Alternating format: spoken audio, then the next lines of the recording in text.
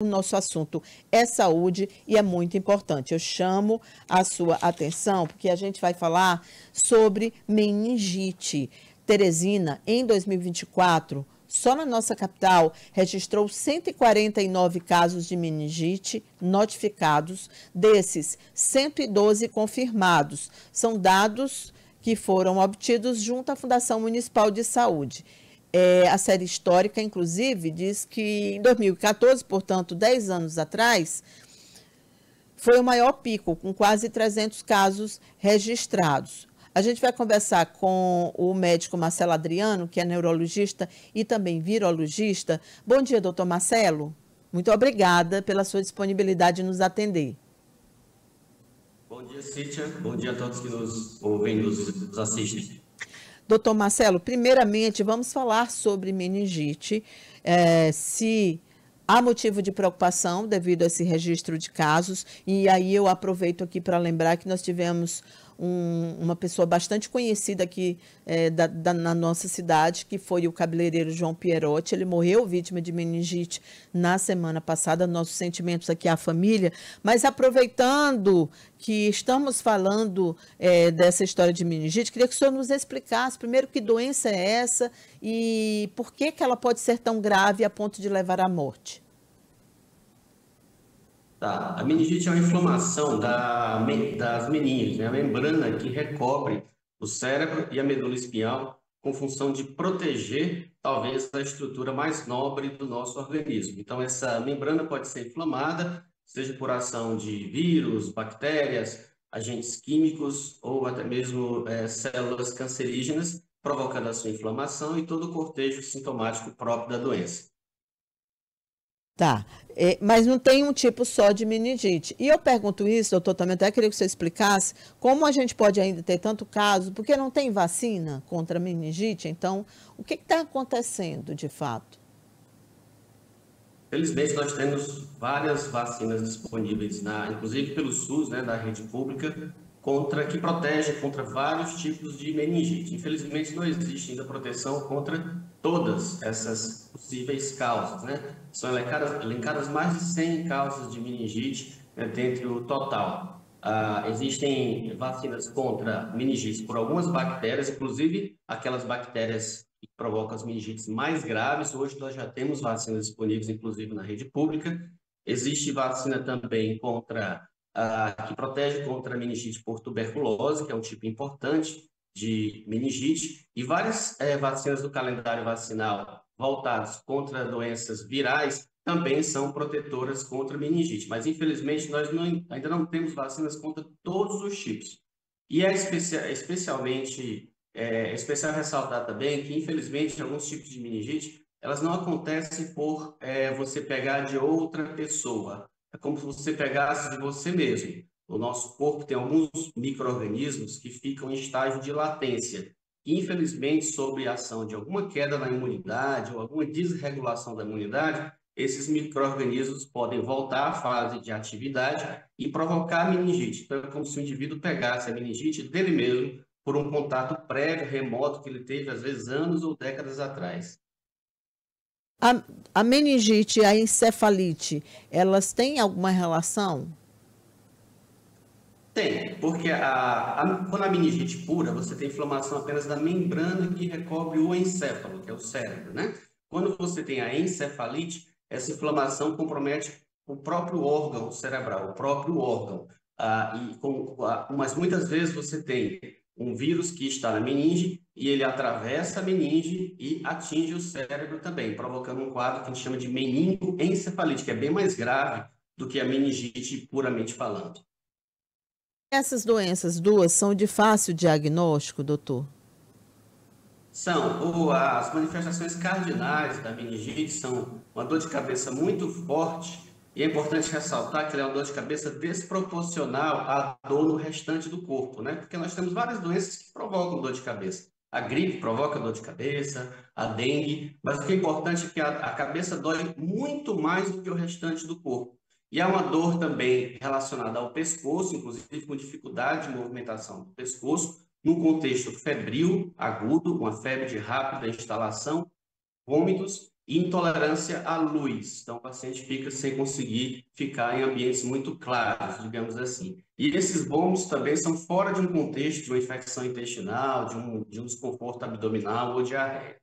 Já na encefalite, há um comprometimento das funções cerebrais, seja da consciência, ou seja, o paciente não consegue manter-se plenamente acordado, então ele fica sonolento, ou até mesmo em torpor, em coma, fica confuso, tá? Passa a ter fraquezas, paralisias musculares no braço, na perna, incapacidade para falar, tudo isso num contexto também de uma doença febril aguda. Então, se você tem comprometimento de funções cerebrais, e o paciente não está plenamente lúcido, já há suspeita de encefalite. É uma doença que é muito contagiosa?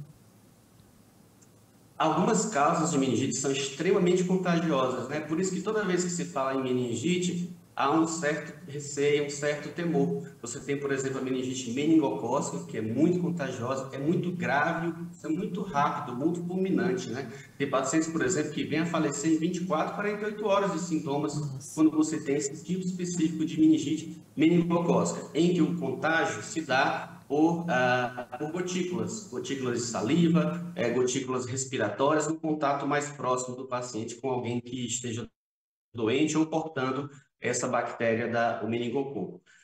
Já a maior parte das meningites virais são causadas por enterovírus, que são vírus transmitidos por via hídrica alimentar, né?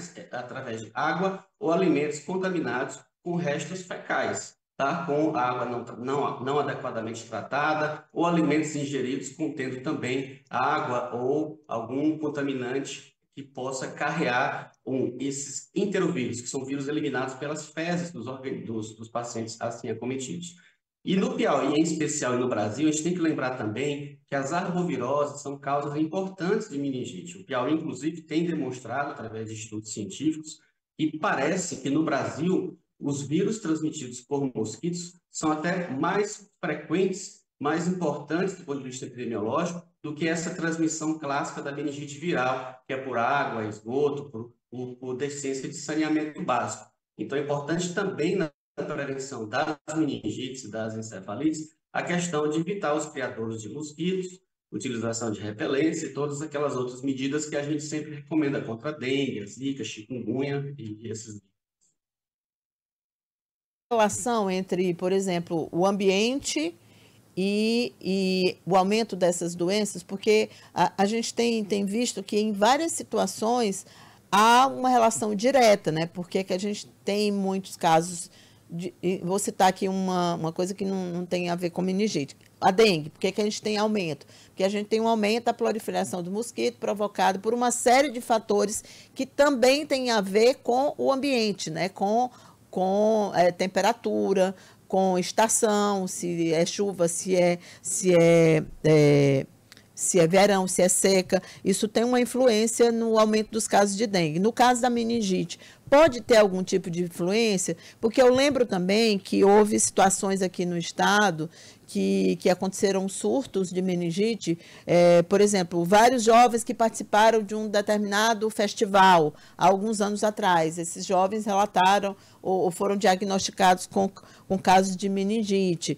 Se há alguma relação entre o ambiente e se essas mudanças climáticas elas também podem vir a impactar em relação a essas arboviroses, no caso da meningite. Relação completa, você tem toda a razão, Cíntia. O nó da questão é exatamente esse. O que acontece muitas vezes, que talvez a gente às vezes não perceba tanto esses picos e vales nas meningites, é que cada alteração ou cada sazonalidade predispõe um determinado tipo de meningite. Então, vou te dar um exemplo. Quando você tem a fase da mosca, vamos citar um exemplo aqui de Teresina ou do Piauí, né? Você tem aquela fase da virose da mosca, não é isso? Tem muito caso de diarreia, de infecção intestinal. Então, aumenta nessas situações, aumentam os casos de meningites por enterovírus, que são os vírus transmitidos através de restos, digamos assim, de contaminantes fecais, ou até mesmo de saliva, ou seja, pela ingestão de água ou alimentos não adequadamente preparados, ou até contaminados pela patinha da mosca, né, que foi lá, pousou no lixo, pousou no esgoto e depois foi lá no alimento ou na superfície que você encostou o alimento e teve aquele contato. Então, nessa fase, né, nesse período, aumentam as meningites virais por enterovírus. Já nas fases pós-chuvosas, né, em que você tem a proliferação dos mosquitos, você tem um aumento no caso dos casos de meningites virais causadas por arbovírus, por exemplo. E naquelas fases em que você tem muita gripe, até mesmo a Covid, né, nos períodos mais epidêmicos, né, nos períodos de surtos, teve de H1N1, de parainfluenza, desses outros vírus respiratórios que volta e meia causam pequenos surtos, né, aqui em qualquer local do país, você tem também, nesse caso, o aumento dos casos de meningite causados por vírus respiratórios. Então, essa relação entre o ambiente e as meningites é de praticamente 100%. Você tem toda a razão. Pois aí isso nos preocupa muito, né, doutor? Porque a saúde pública como um todo, ela passa a ter que inserir no seu cardápio de ações, de políticas públicas, uma atenção maior, né, nessa relação entre meio ambiente e doenças que impactam muito, como é o caso da meningite. Eu queria agradecer a sua presença. Muito obrigada, doutor Marcelo Adriano, pela entrevista e também pela sua, repito, disponibilidade em nos atender. Muito bom dia, muito obrigada.